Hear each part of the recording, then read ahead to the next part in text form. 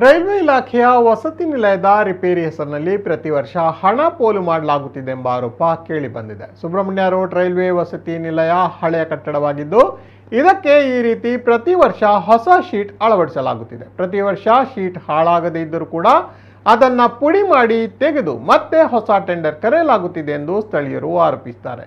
ಇದೊಂದು ಅಧಿಕಾರಿಗಳ ಹಣ ಮಾಡುವ ಹುನ್ನಾರವಾಗಿದ್ದು, ಇದನ್ನು ಯಾರೂ ಕೂಡ ಪ್ರಶ್ನೆ ಮಾಡುತ್ತಿಲ್ಲ ಎಂದು ಸ್ಥಳೀಯರು ದೂರಿದ್ದಾರೆ.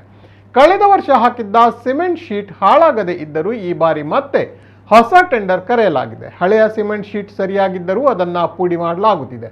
ಈ ದೃಶ್ಯವನ್ನ ಸ್ಥಳೀಯರು ವಿಡಿಯೋ ಮಾಡಿ ಸಾಮಾಜಿಕ ಜಾಲತಾಣದಲ್ಲಿ ಹರಿಬಿಟ್ಟಿದ್ದು, ರೈಲ್ವೆ ಇಲಾಖೆ ಸೂಕ್ತ ಕ್ರಮ ಕೈಗೊಳ್ಳುವಂತೆ ಆಗ್ರಹಿಸಿದ್ದಾರೆ.